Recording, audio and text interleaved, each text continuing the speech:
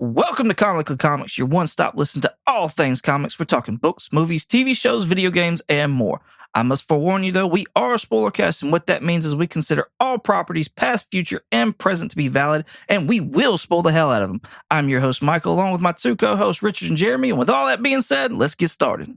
All right. Thank you, Michael. Thank you. Welcome and hello. Hello and welcome, Jeremy. I know. It's a bit of a different start tonight. I know. It really is. It really is. Today is Sunday, August 3rd. But other than that, Jeremy, do you know what today is? I do not. It's our 200th episode. Oh, yeah. 200th. I forgot about that part. Yeah. Woo. Yeah. That was not the right soundboard. Doing good. Yay. There we go. Yeah. Woo. And it seems with these 100th episode mile markers, we seem to have developed a bit of a tradition. During the 100th episode, we were missing you. We decided to do a fan casting with TM Nerdy, which was a lot of fun. Hopefully we can get him back on one day. And now it seems for the 200th episode, Michael is now missing, which he'll be back. He's on vacay. So he's having a little R&R session, which I don't blame him. It's 200 episodes. Oh, yeah. It's a lot of work. Yeah, it is. It really is. But today we're going to talk about something really, really cool. We are going to talk most about epic ever. Yes. Matter of fact, the tagline for this movie in particular is "The Legend Comes to Life." Ooh. For our non-viewers who cannot see Jeremy is wearing a ridiculous getup today. Maybe we'll throw it up on YouTube. It's in the spirit of the review. Yes, it is quite distracting. I'm not going to lie every time I look up. But today we're talking about the tooth. But also, wait. Whoa, to distract you even more. Oh no! Here's. I can't. Why are there feet? It's not. I'm not into the feet thing. They're Goku socks. Okay, well, spoilers, Jeremy, spoilers. Sorry. Today we're going to talk about the 2009 Dragon Ball live action movie, Dragon Ball Evolution. Oh yeah.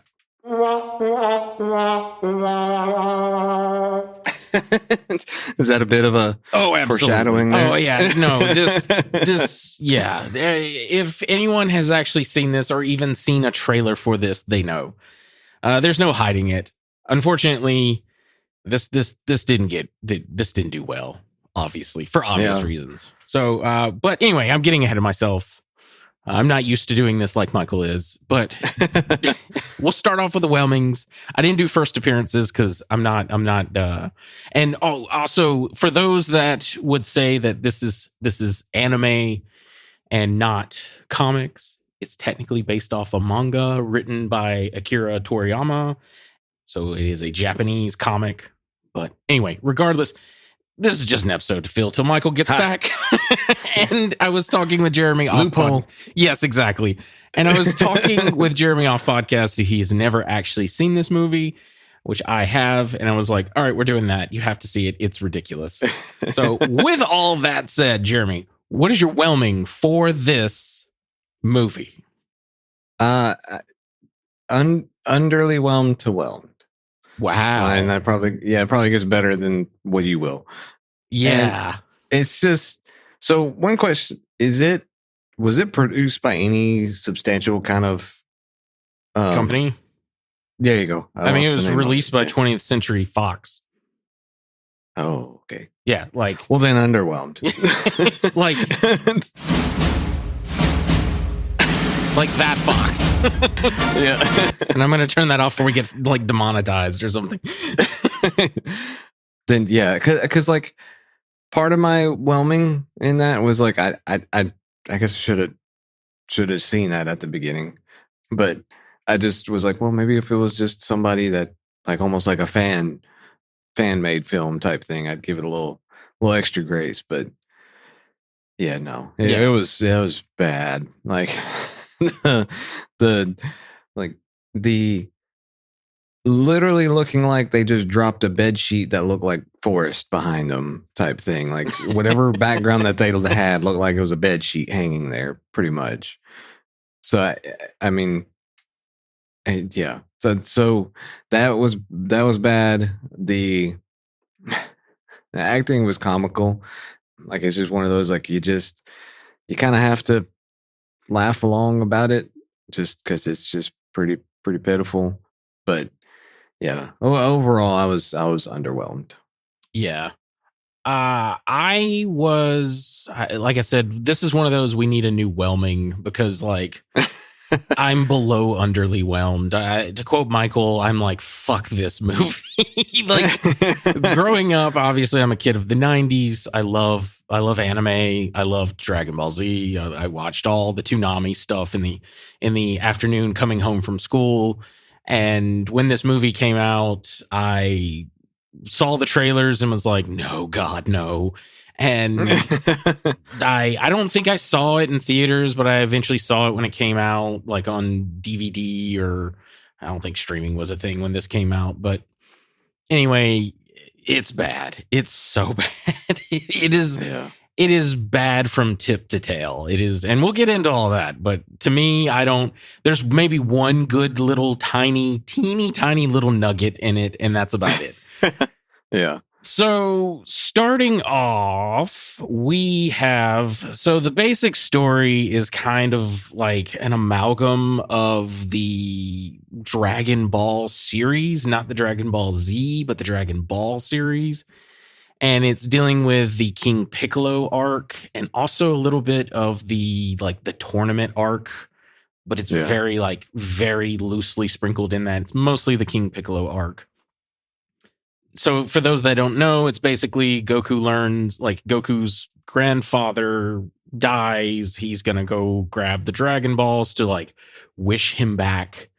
And he, runs into characters along the way and then has to deal with this thing. Yeah. Which this movie does stupidly, where it's like, it's going to be the end of the world if they can't find the 7 Dragon Balls by the end of this stupid, like, solar eclipse thing.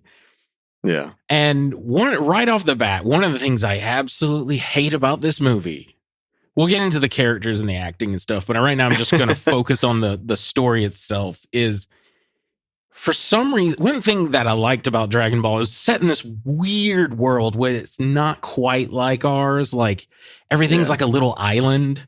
And, like, it's not even like other Japanese anime where it's like set in Japan kind of thing. This was just like, I always imagine like Earth on Dragon Ball Z. It's just like a shitload of water and just tiny little islands scattered about the place. Yeah. And this one just goes like, no, it's our world. Goku goes to school. He has bullies for some reason. Mm-hmm. They do the trope of, like, he's in love with the girl that's also the girlfriend of his bully. And I was like, what? Only thing I could think of is it reminded me a lot of Tobey Maguire's Spider-Man from the first Spider-Man. I was just like, oh, yeah, this shit is so stupid. Yeah. Or it was like the one that just came out, I think it was the 10 Things I Hate About You. Just that whole, like, the whole high school, like, that was like pure 90s, or I forget when that movie was, or 90s, early 2000s, something like that. Mm-hmm. But it was that same thing of, like, the whole, like, with the bullies and the girl and him being like the nerdy one or whatever kind of crap. And I'm just like, yeah, it just was, that was so irritating to me. Oh yeah, absolutely. It just, like, so that was one thing, is I had never actually seen the Dragon Ball series. I've done Dragon Ball Dragon Ball Z. So I had to, like, force myself to remember, okay, this is before all the Dragon Ball Z stuff. Mm-hmm. So I had to keep, where it's Goku training and developing and actually getting stronger and that kind of thing. So I had to remember that part of it, which that was another thing. Like, that whole, like, I don't know if they were trying to, like, I don't know. It just gave me like Crouching Tiger, Hidden Dragon type vibe almost, like with some of like the gimmicky fight stuff. Yeah. And then, like, at the beginning, like a death by bug at the beginning there, like where he throws the bug in like his it's not death, but like he starts choking on the bug or whatever. Gohan, yeah, Grandpa Gohan. Yeah. So I was like, oh, good Lord. Yeah. Well, so the director is James Wong, not James Wan, not to be confused with the Conjuring universe director James Wan, but this is James Wong. And he directed Jet Li's The One. So on paper, like, I don't know about you, you're a kid in the 90s. I fucking love that movie. That movie's great. That's a cool movie. It's got great choreography. Jet Li's great in it. So on paper, I'm like, cool. We got a good director. But then we get into this movie and I'm like, ooh, like I feel like it's mostly the writing, in my opinion. Yeah. But I get some element. I don't know if it was at the time, like the technology just wasn't there to do like a live action where they're like flying around and shooting blasts and stuff. Cause when they're doing the slacklining, that's the only thing I can think of is slacklining. It reminded me of that scene from The Office with Andy, and he's like getting everyone to slackline. And he asks Daryl, and he's like, "Hey, you want to do it?" And Daryl's like, "No, it looks like something with a bunch of white guys with dreadlocks would do." and he's not wrong. Yeah, I mean, but I think that was supposed to be them, like, you know how like when they float up in the air and they fight and stuff. I think that was supposed to invoke that. I know later on in the movie, they just outright do that stuff. But I assume that's what maybe they were going for in that scene. Regardless, it still looks bad. And it does the Crouching Tiger, Hidden Dragon with the wire work stuff. It just does not hit well. And I got to be honest with you, one of the biggest complaints, and I'm sure this guy's a great actor, but he doesn't show it in this movie. But the guy that plays Goku is got the dumbest looking face. And maybe Goku has always been like a dumb kind of character. Like he's a great fighter and he's like lawful good and all this stuff, but he's not very smart. No, he's just goofy. Yeah. So I'm assuming maybe that's what they were going for, but he has such a stupid face. And I hate to be mean to him. The actor that plays him is Justin Chatwin. He plays the son in The War of the Worlds with Tom Cruise. I don't know if you've ever seen that movie, but he's the son in that movie. Oh, okay. He's gone on and done some other things, but nothing huge. Honestly, I think this kind of hurt his career majorly. Yeah, probably. Anyway, I just do not like him. Honestly, not just him, but all the acting is so flatly delivered. Yeah. The one that I think was decent, I honestly kind of liked Chi-Chi. I thought she did okay. Like at least did better than Goku, the guy who plays Goku. I think like I said, I agree that the acting was definitely subpar, but hers was one that I thought was actually pretty decent. And like the guy that plays oh crud, the I can't remember his name, the crazy uncle, the crazy uncle, Roshi, yes, Master Roshi. Mm-hmm. Yeah, but like he's a pretty decent size. I mean, just a pretty decent name actor. Yeah, and it's Chow Yun Fat. Yeah, and so I was still, even with his acting, it was a little kind of bland. And that was one I really wish they had gotten. What's his name? Ken Jeong. Hangover. Ken. Oh yeah. I forget that guy, that actor's name. Yes, Chow from the Hangover. Chow, yes, I think it'd been funny to have him as Master Roshi. Actually, that's not a bad casting, except for at the time when this movie was made, I don't think he was acting. But now if they were to make something, honestly, we'll get into if they were to make one now, because I have some opinions there as well. But Chow Yun Fat plays Master Roshi, which again, I'm like, okay, on paper, that's a cool casting, because he's I was trying to pull up his IMDb because I can't remember. I know one of them is like Bulletproof Monk. For some reason, my IMDb is not working right now. Yeah, anyway, Crouching Tiger, Hidden Dragon, he was in Bulletproof Monk, Hard Boiled, stuff like that. Great martial artist. Even a decent actor, probably not like the best actor ever, but a very decent actor. But in this movie, so flatly delivered. And again, I don't know I feel like that falls on not just the actor, but the director as well, because when he's directing, it should be like, hey, you know what, that line kind of fell flat. Let's put some more emotion into it. But every single person is like that in this movie, for me anyway. Yeah. The one nugget that I like personally is the actor who plays Piccolo, and he looks terrible. That I will not deny. But he is at least swinging for the fences. He is at least just chewing the scenery and being a villain. Yeah. And he is, I believe it's James Marsters. I think is how you say his last name. Yeah, James Marsters. He was Spike in the Buffy the Vampire Slayer. Matter of fact, when I was researching this movie, he was the first person cast for this movie. Really? Yeah, apparently he's a big Dragon Ball Z fan. And so much so that after this movie failed in whatever, Akira Toriyama, I think, felt bad for him because he did some voices for some of the new Dragon Ball series. Oh, okay. He's it's the newer series that I haven't watched where it's like dealing with like GT or I think it's Super. Oh, okay. Yeah. But anyway, he voices a few characters. But anyway, regardless. Yeah, so we talked about Goku. We talked a little bit about Roshi.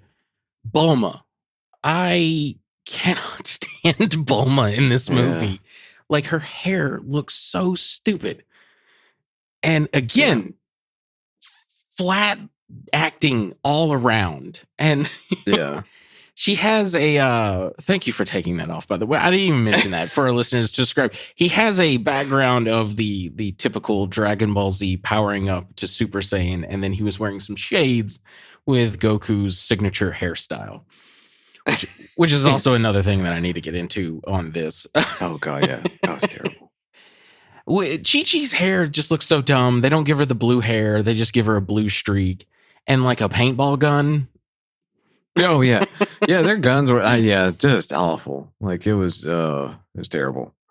But yeah, but you were talking about, you mean Bulma? Bulma. I'm sorry, I do that all the time with them too. Oh yeah, Yeah, Bulma. Yeah. I agree. Like, and I was like, I feel like I've seen this girl. My wife and I watched it because she likes Dragon Ball Z as well. She and I both were like, I feel like I've seen this girl somewhere doing something, and I looked her up, but like. Well, I couldn't figure out exactly. I mean, like, I know she apparently released, saw that she apparently released some songs or music videos or something. But other than that, I couldn't figure out what it was I'd seen her on. That's necessarily weird that it didn't tell you. She was in the Jake Gyllenhaal or Jake Gyllenhaal Day After Tomorrow, the like disaster porn movie. She's like the love interest, like the girl that he's like in love with. Oh, okay. Her name's Emmy Rossum. Yeah. Yeah, she's been in Phantom of the Opera, The Day After Tomorrow, Shameless, Mystic River, The Crowded Room, a bunch of stuff. Yeah. And she was one too that like I agree with you as far as either it definitely had to be a mixture of things of like writing, acting, directing that just did not mesh because she did not hit the character of Bulma at all hardly to me. So, and Bulma's like one of my favorite like female characters from the anime. I love her like take no shit from anyone kind of attitude. Yeah. And she did capture that a little bit, but I don't know. It just falls flat. I hate I love the Capsule Corp stuff in the anime where it's like this little pill, you push a button, you throw it and it goes and then like a thing appears. They could have easily done that. And instead we have this god awful CGI transforming 3-wheeler thing that's just awful looking in the film. Yeah. God almighty. One of the people that, actually, I don't want to get ahead of myself. I brought it up and I didn't get back to it. Goku's hair, since we talked about Bulma's hair, Goku's hair is so fucking stupid looking. And I know it's one of those things, for the longest time, they could not figure out how to make anime hair in real life look cool. Yeah. And I feel like we figured it out now. Like if you see cosplayers at Comic-Con and stuff like that, you can see that they figured out how to kind of do the accurate thing from the anime, but they do it with a wig, so it actually does look like it and it looks cool. Sometimes it looks ridiculous, especially if it's like, I'm thinking of like a Yu-Gi-Oh, where it's like this super ridiculous anime hair. But this just does not work for me at all. It really looks like he just had a bad case of bedhead. Yes, it really like, does. It's not, I mean, it's sticking up in weird places, but like, that's not like Goku's hair. Like it goes like in a certain direction for the most part. I mean, it has obviously little things here or there, but it's a pretty signature look. But you would think that that would be one of the things that you have to really focus on and get right. But it really was just, it was just terrible. It was awful. Like that size says it all. Yeah, I wish it had done like they had done better with that. But he was one of the worst in the movie. He really was, and that which sucks because like I mean he's obviously going to be the main focus. He's the main character in there, but he just it was just dreadful. Yeah. One of the things is because he's your main protagonist, like you got to nail that. You have like he needs to be, if you're gonna do this. Of course, this is 2009. We're at the peak of like, this is why I'm so cynical, but studios half-assing like super popular IPs and just being like, we're just gonna do this and we'll call it, Dragon Ball, and they'll like it. And anyway, moving on to one of the worst characters in the film, in my opinion, is Yamcha. I hate him so fucking much. Yeah. I love Yamcha in the anime. This one is so fucking annoying, and I don't think he actually speaks English. I don't know for sure, but it sounds like an actor. Like if you go back and watch like Jackie Chan's like early movies before he could speak fluent English, he just sort of like had someone read a line to him in English and he just roughly tried to say those same like syllables. Yeah. Well, it feels like the actor is doing that as well because his lines are so stiffly delivered and said, and it's just really bad. Like one of the lines I wrote down was, everything happens for a reason, bro. I got that from daytime TV. Like what is that line? Who wrote that and thought this was good?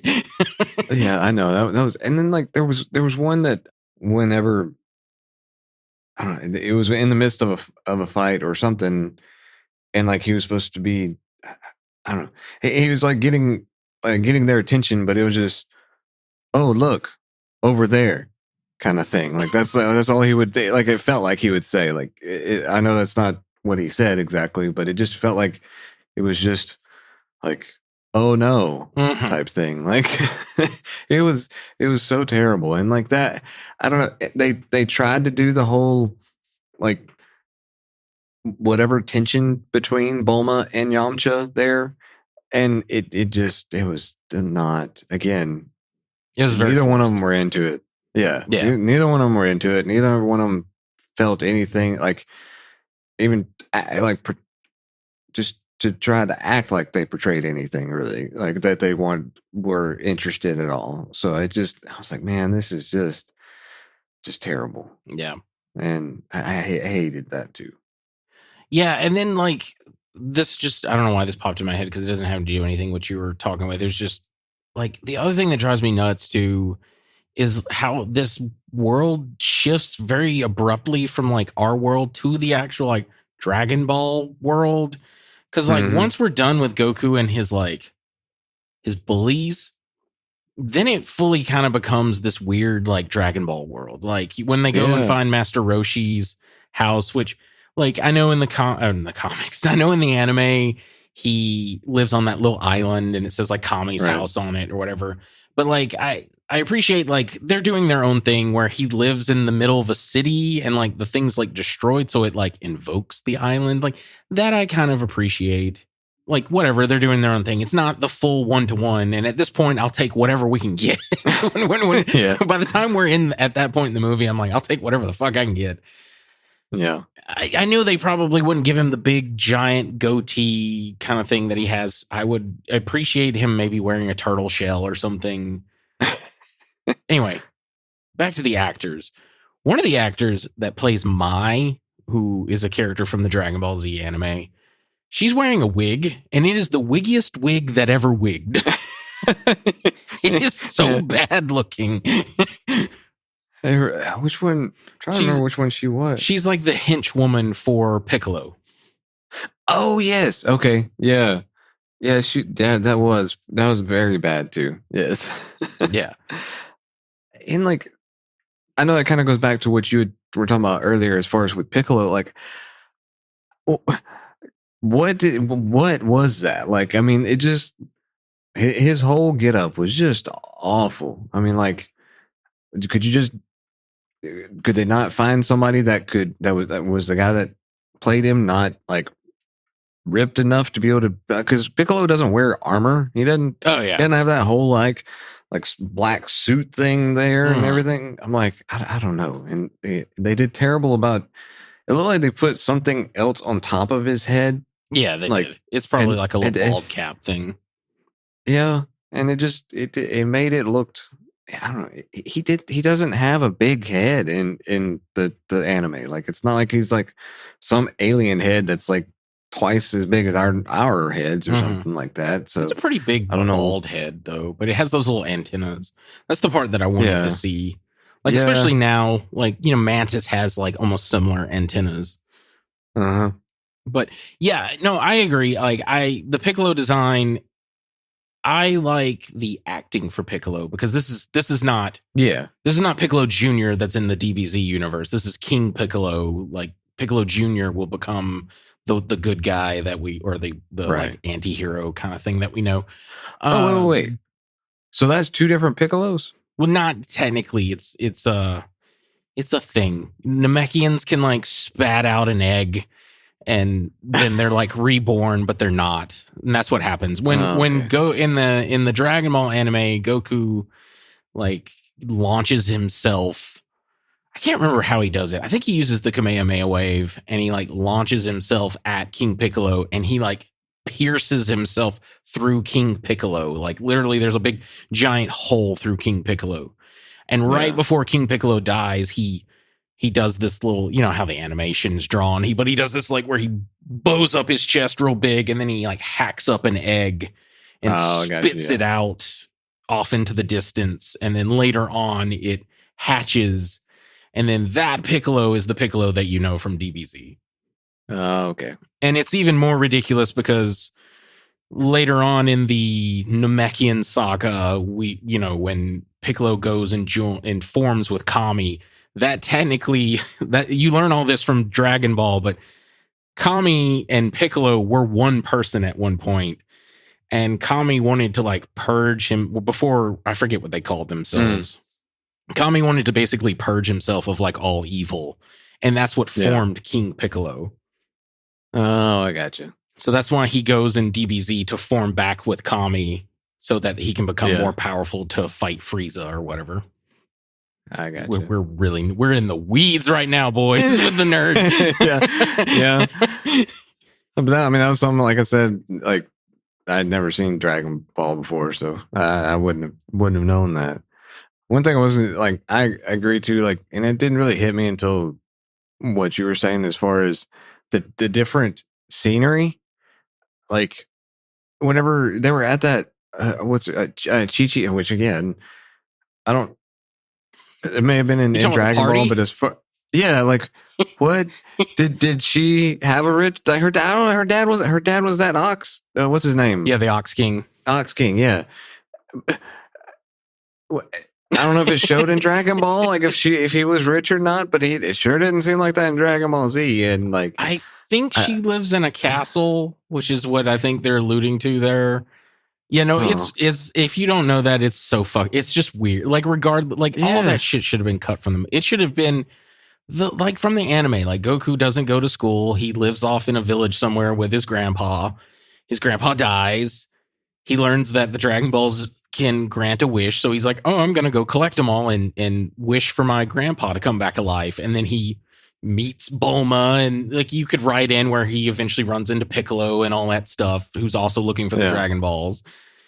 And anyway, like all that, like, oh, he's in love with a girl at school and like it's just bullshit, like the tropiest like stuff that they would put in some cheap like rom-com movie or something. It really, because again, like it was one of those, whenever you're talking about that, and she mentions that's whenever she mentions the tournament or something like that around there. And then you go to the tournament and you're like, what?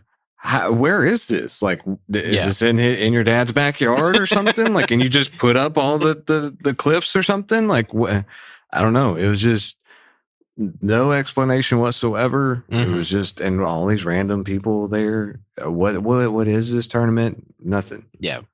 So. I wrote down it wouldn't be a Dragon Ball like movie if there wasn't a tournament, because usually that happens at least I don't know, 4 times in one of the series. There's always like a tournament.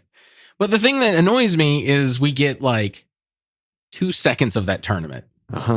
It's literally, I think, Chi-Chi fighting with Mai, and that's it.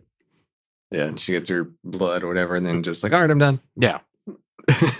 so lame. All right, so we're kind of talking about it. What do we think? We kind of touched on it, but let's get into the nitty gritty of it. What do we think of the actual choreography and the fighting in this movie? There were moments here or there that it was okay, but still, like, to me, it was not, whenever you watch, for at least for me, whenever I'm watching Dragon Ball Z, like that's the things I really love watching, is they're fighting and just seeing all that and going down. And like in this one, it wasn't anything that like really brought my attention into it. Like it was just kind of mediocre. Like the choreography wasn't that great. I mean, like I liked the little gimmick of him at the party where he finally just was fed up with it, the bullying part, but he did the whole like, I'm not actually going to fight you type thing. Yeah, it's very Spider-Man, because that's what he does with Flash, where he just dodges Flash's like punches. Oh yeah. So I enjoyed it. I thought it was pretty good. I don't know if this was going to be another point or not, but I was very, very disappointed in the Kamehameha. Oh yeah. That was awful. Save that. I'm going to talk about the VFX. Okay. Yeah, it did. It looks like a fucking fart in the wind. It just looks so bad. But yeah, so as far as the fighting part, like I said, there were some cool moments, but overall it was mediocre at best. I know with live action you can't do, obviously with animation you can do way cooler stuff than you can with live action, but again, you got the guy that did Jet Li's The One. Surely to God, he would have gotten a stunt choreographer, a fight choreographer from those movies and been like, hey, I'm doing Dragon Ball Z. Let's go do this. Let's make this as cool. Like it's an anime about fighting. Let's make the fighting the coolest thing in the movie. And it's terrible. It's so bad. It wants to be, like you said, it wants to be Crouching Tiger, Hidden Dragon. Yeah. And that's not Dragon Ball Z at all. Like, I know, like, what I'm trying to say for our listeners who don't know, there's a lot of like fast punching, and then they'll like either they teleport or they move over to another location in the sky, and then someone will do a big kick and knock that person sailing into the ground, and then like a big explosion will happen. I know that's way too big for this budget. I understand that.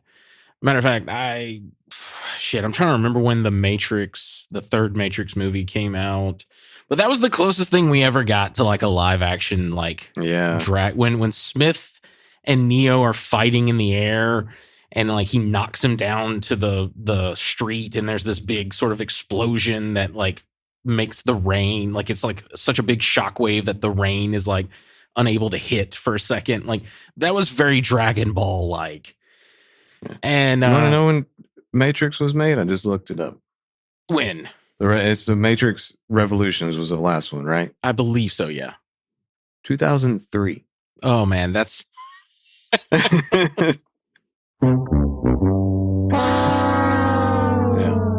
well, to bring it back to the stuff we normally talk about. Iron Man came out a year before this, and that's what I was going to look that up. The VFX for that are way better, which I'm getting ahead of myself. We'll get into the VFX. We're about to get into it, but so I don't like any, like when you're talking about the bully, like, yeah, him dodging them and they're like smacking that guy's car. That one was kind of cool, but like there's also weird cuts in that where I think the actor that plays Goku couldn't like maybe do the thing that they needed. So they're like, we'll just cut it.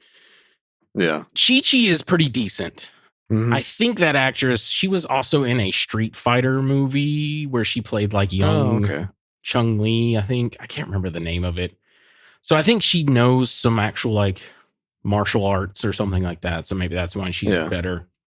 Obviously, Chow Yun-Fat's good because he does those types of movie, but like he just wasn't utilized well. Yeah. Unfortunately not. And it mostly rests on the actor that plays Goku and the actor that plays Piccolo to do like the main, and all of their stuff is just bad looking in my opinion. Yeah, very much so. So with that, let's get into the VFX. Now, you mentioned the Kamehameha wave. You obviously hate it, I'm assuming. Oh, yeah. Well, yes. I mean, because, like, again, that seems to be the overwhelming theme of our review here is, like, all the main heavy hitters that would capture this movie, that would be its core, they just went, it's okay. This works, kind of thing. And the Kamehameha wave is that's his signature move. That's what everybody knows him as, and that's what he's going to blast him off the earth with. It, like, I agree with you. Like, it looked like, I mean, you just, like, if he was in a pool, he just splashed some water at you, kind of thing. Like, it just, and that's it. Like, and like, it'd be one of those, like, ow, it got in my eye. That's all it would do. Like, I don't know. I was very, very disappointed in it. And like, they did, I liked the whole, I did kind of get behind the whole him, the way that, like, him learning it, you know, and having to try and like light the little candles or whatever. I mean, like, I get him like doing different things, training and trying to understand that a little bit. You know, yes, obviously the whole gimmick, like the kissing thing, that's just whatever. I can get over that. Like, that is like incentive for getting it. I wrote down, it was like, apparently all Goku needed to like focus his chi was just hormones. Like raging hormones. Apparently. So, but yeah, I was so disappointed in it. Yeah, the Kamehameha wave, you've said it, it's his iconic move. He learned it from Master Roshi, both in the anime and in this movie, but it just doesn't look cool. It looks weird, and the way they make him fly like with it looks even worse. Yeah, like when he finally defeats Piccolo, any of the like key energy moves just look bad, and I think it boils down to just the budget for this movie was real cheap, even though it wasn't for that time. I should have done some more research to figure out how much these other budgets for some of these other movies around this time or earlier. But the one, what was the budget for this one? The budget is, I believe, 30 million. Yes, production budget was 30 million. Okay. But yeah, the other just absolutely awful VFX for me is Goku's Ozaru form. His giant monkey form. Yeah. Like, that's the other thing that bugged me in this movie. He doesn't have, like, during the Dragon Ball series, he has a tail. Eventually, the lore with him, because he is a Saiyan, which they don't even get into that, which is fine because it doesn't really get addressed until Dragon Ball Z. But he has a tail. When the moon comes out, when it's full, he turns into, basically, he's like a were monkey. He turns into this big, giant, like, beast monkey Huge. thing. Yeah, it's enormous. It's like the size of like, I don't know, a 3-story building or something. Yeah. And this movie, he just turns into like a weird werewolf looking thing. Yeah. And he goes around like smashing people, and then he realizes his true self and then like turns back. But it looks bad. It looks Uh-huh. it looks like a combination of a rubber suit and some VFX. And when he transforms, they obviously created that. When he turns back, they just played that in reverse. I don't know if you noticed it. It was the same Yeah. transformation. It was just played in reverse. Uh-huh. And I was just like, God, those are such like signs of just them cutting corners, cheaping out, whatever it may be. Yeah. I can't really think of any other super bad VFX. Do you have any? No, not other than just the whole, like I said at the beginning of, and I had noticed it big time, just right off the bat in the when the movie started, and Gohan and Goku are doing their tightrope thing. Just the terrible, like, just like I said, like a bed sheet behind them. Basically, Oh yeah, they were like that. You're right. Yeah, they were heavily. I noticed it when they were.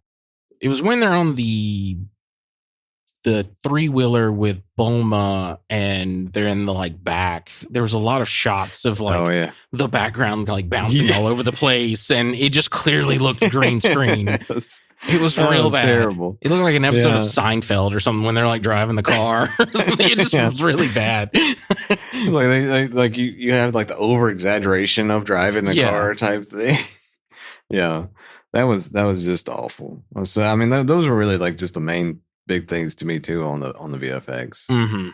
The other like storyline one that like kind of bugged me was it seemed like they already told, and Goku knew that he was sent by the Saiyans to take over the Earth base or to destroy the Earth.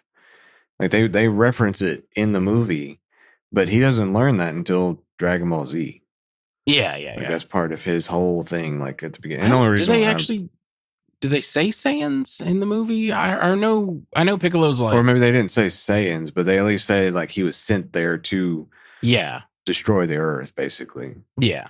I don't remember if they said, they probably didn't say Saiyan, but like I said, I know they did reference him that he had gotten sent as a baby to take over the Earth, basically. Yeah, and that definitely, I want to say, to be honest with you, I'm a little fuzzy there, but I want to say that is not referenced until the DBZ series. I think, which I know for a fact it's in DBZ. That's whenever he learns, because I'm actually we're showing it to my sons. Like we've started at the beginning of it, and like that's where he learns. He actually learns he's a Saiyan, and he learns that he was sent there as a baby, like a conqueror. Yeah. One of the things I will say I liked this is like I'm just scraping the bottom of the barrel to find something that I like. I appreciate there's a one scene where Goku is being like the actor is being Goku, where he's eating like a big old fucking turkey leg or something. Yeah. And he's all like, "Oh, this is real good. You want one?" Like that felt very Goku like, because Goku loves eating and stuff like that. And then the training with Roshi when it first starts, and they give him this big old backpack, and he's got to like run alongside the like motorcycle. And then later on, you see him, he's like trying to balance on like one arm while like in the back of the little trailer that they're pulling. That felt very like Goku training kind of stuff, but like that is it. That is it. I think they did this as like a way to invoke like things that felt like Dragon Ball. When Piccolo is giving his blood for some reason to make these like weird monster creatures, he's doing his arms up and like screaming into the air. And I was like, okay, clearly they did that as like a reference to the anime when they're like powering up kind of thing. But it just falls flat because it's like, he's not powering up. He's just giving blood. And apparently that hurts really bad or something. I don't know. Why is he screaming that way? Yeah, and which that was like that one felt very I guess it's interesting them pulling from different things because that one felt very Power Ranger-y, like where they're always sitting down the what are they called? Oh, I don't even. Yeah, like the putties. Yeah, there you go. Like and those little guys running around. I guess that I was like, okay. I can't remember. I know Namekians when they like lose a limb, they can like regrow it. Yeah. So I don't know if they can like create little gross monster men to like send out or something. Again, I'm so fuzzy on the Dragon Ball because I haven't seen it in ages. I didn't see it originally. I saw it like after the fact, like in my college years kind of thing. Yeah. One of the VFX things that I do remember now is when he finally summons Shenlong, the dragon.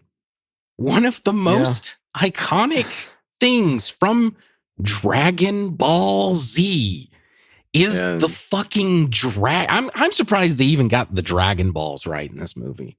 Like, I'm surprised they weren't like fucking cubes at this point. But they summon it. And like the thing that's so cool is it looks like a typical, like, I don't know, like Eastern kind of dragon. It's not like Western dragon where it's like got like appendages and wings and a tail. Like this one is this long stretching, it almost looks like a worm of some sort. And it just goes on forever and ever. And it winds around and it does all that. And I was really hoping we'd see that. But no, he's about the size of a house. You know, it's like if you ever think of you, I don't know. Again, I don't, these other like movie references have been popping in my head, but like with Mushu from Mulan, yeah, that's basically the dragon that they got. Like, and yes, this one was bigger, but compared to what he's supposed to be, like he's minuscule. And I was the same way. Like, I mean, he's supposed to be this just larger than life dragon and have a most deepest voice you've ever heard and just barely moving his mouth type thing. But like, and they're supposed to be pretty much in fear of because of how huge and like just how he is. But yeah, it was literally just a head, and I don't know. It was not. He was not very big. He was like very underwhelming. Yeah, he was very underwhelming. What's funny is I want to say looking up the voice actor for Shenlong is the voice actor from the anime, but it doesn't have the same effect. No, I don't know what they do differently. If it's the same one, I don't know what they do differently. But whoever, I mean, the producing of this movie just really needed to get somebody else to do it. Like, I don't know if they just, I guess it was in the high, one of the high points for Dragon Ball. And so they just wanted to grab it and see what they could do with it, but they should have just left it alone. Yeah, no, absolutely. Yeah, this is one of those, you know, we'll get into that because I don't really have much else to talk about, quote unquote, the movie. I have stuff to talk about, like the making of the movie itself. So, like, I think this movie, honestly, I would love for them to do not a live action movie, but we've been getting a lot of like Minecraft movie, Lego movie, Super Mario Brothers. I know they're doing a live action Zelda movie coming up, but like, I would love like a 3D animation of like Dragon Ball, like, or Dragon Ball Z, and do some movies like that with like their big pivotal arcs. Yeah, I would too. I mean, because they can make it. I mean, just look at they just released the How to Train Your Dragon, like, and how they can make it look so realistic. Oh yeah, I forgot that they just did a live action version of that too. Yeah, so they have all these ones that are out now that look. They take the CGI, all the VFX, and actually put it into real world. So I mean, like it's there. And I completely agree with you. Like I would love to be able to see one of these in more of a 3D setting and having the full feel of it and actually get it right. Yeah. I don't know if the popularity is there now because like 2009 probably, like, I don't even think 2009 the iron was hot. I feel like 2005 with the iron was hot for it. Yeah. But yeah, I know Dragon Ball Super is very popular with a lot of people, but still, Dragon Ball in general, like just the Dragon Ball like IP in general, whenever they release a new video game, whatever, it always does well. Yeah. But I don't know if it's big enough for like someone to spend money onto doing it. I would appreciate them to maybe to give it a try. I think it could potentially be really cool. Yeah. So the other thing, I'm going back. I'm all over the place tonight. Like, You're good. this one's from Michael, but fucking Ernie Hudson is in this fucking movie, who plays Winston from the Ghostbusters. Yeah. And he's Master Roshi's master. I forget his character's name. Let's see here. He plays Sifu Norris, I guess related to Chuck Norris. I'm not sure, which is not a character from the anime, but he's mostly doing like a movie version of Master Mutaito, I guess is how you pronounce it. He's featured in the Dragon Ball series. It's during the whole tournament arc. Anyway, he's in this movie, and I was like, what? How the fuck did they get Ernie Hudson for this movie? And they put him in this like ridiculous ball cap and like goatee and stuff. It was very weird. Yeah, I didn't catch that. So I mean, that's pretty funny too. Mm-hmm. So the movie gives us a Marvel post-credit stinger. We get like Marvel happened and they did the post credits, so they decided to do that, and we get a lady basically taking care of Piccolo, who's now like sick in a bed or something, which implies that they thought they were going to get a sequel. And I like, as soon as I got done, my wife refused to watch this with me, and so when I watched this in our office, taking my notes and everything. And when I got done, I walked out so mad because I forgot about that little post-credit stinger. And I was like, how could they like seriously watch this movie on the editing floor, look at it and be like, you know what, boys, let's give ourselves a round of applause. We did it. We did it. We nailed it. We knocked it out of the park. Yeah. That one threw me for a loop too, because it really, like, if anybody was, I don't know, if you were that proud of that movie, then you really, really need some help. Like, it was rough. Yeah, it makes me think of again with the references, but anyways, Schitt's Creek, where I don't know if you've ever seen this or not, but I like, have not, unfortunately. The mom, I forgot her name. Anyways, she was like some kind of actress or there for a little while or something, but then later on in the series, she gets called to do this other casting on, it's called the Birds, I believe, or the Birds 2, something like that. And like the director is just there. He's just like, look, lady, I don't care. This is just a paycheck. Let's just move on. Like, it really felt like that was what may have happened with this movie, but yet they still, for some reason, somebody thought it could be warranting a second movie, which I think was dumb. Yeah.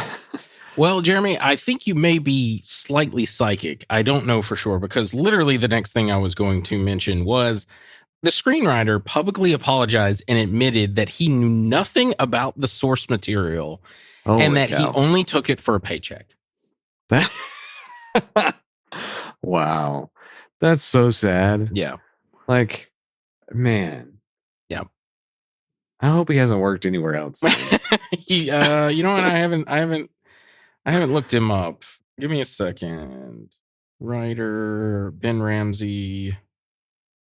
He did something called Blood and Bone in 2009, and that's been it. Well, good. Oh no, I'm sorry. He did something in 2019, but it's his own thing called Interface. So I don't know. Yeah. Anyway, I mean, like, just you going in there and like not even caring, and like, I don't know.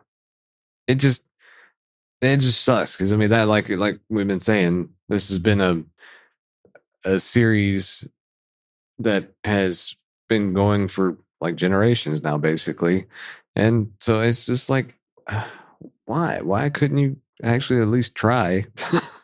Yeah. No, yeah, this is one of those that you look at, and it's why I'm so cynical a lot of the times with a lot of stuff, because it's like, oh, you have this property that you love, and they don't even try to like get it close. Yeah. It's just so half-assed. Eventually, we'll do some more comic book. Looking at you, Blade. Like I'm looking at a lot of the Blade movies when I think of stuff like that. We obviously did some of the Fantastic Fours just recently. You can see some of those where they really half-assed it. The other thing that I thought was funny, there's a online rating website a la like Rotten Tomatoes, stuff like that. It's called Letterboxd. This movie holds the lowest rating score on that rating website of a 0.9. Are you serious? Yes. That's hilarious. Is that out of 100? I think it's out of a 10, but regardless, it's still pretty bad. Same thing. Yeah, this That's is hilarious. one of those where I talk about a good bad movie, a bad movie. This is a bad movie. There's nothing. Yeah. There's nothing great about it. We talked a little bit about the budget. It had a budget of 30 million. Box office worldwide, it made 55. But you got to calculate what they did for promotion, which I want to say they spent an extra 30 million on that. So they needed to make 60 million to break even. So they didn't. They were in the whole 5 million. This was a huge flop. It was panned by tons of people, both fans and reviewers. It's just a dog shit of a movie. It really is. It's just so bad. Yeah. I think I'd still watch it over The Flash, though. Oh, wow. The Ezra Miller one? Yeah. Wow. That's saying a lot. Yeah. Because I think I would see The Flash over this. This is... I watched it once, and then when I watched it again, all the like rage that I felt when I originally saw it came back, and I was like, oh, I remember why I fucking hate this movie. Real quick before we end this, Michael, who unfortunately could not be here, but we wish him well. He'll be back next week. Michael sent in his thoughts on the movie, and I thought I'd read them real quick because they're quite funny. Yeah. To quote Michael, he said, "What could go wrong when trying to make a live-action anime movie in 2009 with a Temu Aaron Paul and Jennifer Garner in the lead roles and supporting cast with mid to late 90s graphics? Everything." He said that this was dumb as fuck. As an entry to anime for him, this is a hopefully poor representation of the genre. Michael, it absolutely is. Very much. Very much so. His prior experience with anime has been Death Note, both the anime and the live action. And he did one of the first seasons of Attack on Titan. The story, he said, felt absolutely rushed. The characters a meh, and the VFX it sucks, is what he says. I don't want to put words in his mouth. I was going to say it's fucking terrible, but he says sucks. Even more insane is that they thought they were getting a sequel with a mid-credit scene. Yeah, absolutely, Michael. I agree with you totally on that. Like the hubris, again, like seeing that on the editing floor and being like, you know what we did, boys? Pack it in. We did it. And then he said, "I am intrigued of the idea of the Dragon Ball scattered across the earth that grants you one wish. However, this isn't the way to go about it." And yeah, so those are his thoughts. Jeremy, do you have any final thoughts? No, not really. I mean, just we've already hit pretty much everything. I wish it was better because it's one of those that like you talk about, or at least we talked about growing up, back then, is wishing to be able to see it on the big screen. Oh, Because yeah, when I was, like, absolutely. you'd love to be able to see it, and like we've talked about on this, like especially nowadays, being able to do it, and still would love to go see it. So I hate that this was the one that we got. Makes you wonder, like, if this hadn't happened, if maybe there would have been more possibilities of it actually happening now. But it may also that movie probably tainted a lot of possibilities. Even. Yeah. And No, so it absolutely just- probably scared studios from wanting to do it. Yeah. Which again, I always harp on. Studios learned the wrong lesson here, and it's not that this IP is bad; it's that you half-assed it. Yeah, not even half. Yeah, you quarter-assed it. Yeah. So, but yeah, those like I said, just I love this series, like I still do, and maybe I'll still hold out a little hope that somebody will do it one day. Yeah, do it right. Yeah, I would love, obviously, I would love to see it be brought to some form of live action or, like I said, 3D animation of some sort. Yeah, I doubt we'll see it, unfortunately. I just don't think the popularity is there. Maybe it'll have a resurgence. Who knows? You never know. I know due to One Piece doing well on Netflix that they're trying to do like live action adaptations of like Naruto and Bleach and stuff like that. There've been Japanese live action versions, I believe, of those shows that are terrible, but I think they're trying to give it the like American Hollywood treatment. yeah. You know, if they give it a good like actual like try to make it decent, maybe they can succeed in that. They do have an uphill battle though, because unfortunately we talked about it, like Dragon Ball Z is just one of those things or Dragon Ball and in general, Z, GT, all the stuff, Super, it has that signature like style to it that it's just very hard to replicate in live action. Now, so does One Piece, and they kind of nailed it. So who knows? Maybe we'll see it. Here's hoping. Fingers crossed. Yeah. Well, all right, Jeremy. With all that being said, where can they find you at? They can find me on Twitch under the handle Night Fury GTO. That's Night with a K. And you can find me here. Awesome. If you want to contact me directly, I have an X, the platform formerly known as Twitter, and Instagram, a Blue Skies, and a Threads. My handle is Night Curry, Night like day night, and Curry with a K. If you want to contact us directly, we have a Gmail. Our Gmail is comicallycomicspodcast@gmail.com. And if you want to check us out on YouTube, possibly TikTok, we'll see, and Instagram, you can check us out under the name Comically Comics Podcast. And if you want to check us out on X, the platform formerly known as Twitter, you can check us out under the name Comically Comics with an X. I wanted to pull a Dragon Ball Z for this, but I decided not to. Yeah. And you can check Michael out when he gets back next week, but you can also check him out under the name 22 Comics, I believe is what it is, or maybe it's just 22. I always forget. He says it every week and I forget. But anyway, with all that being said, say goodbye, Jeremy. Bye, Jeremy. Goodbye, Jeremy. Goodbye. Give me a break. Let's just go find those Dragon Balls. Join us again next time for another exciting episode of Dragon Ball.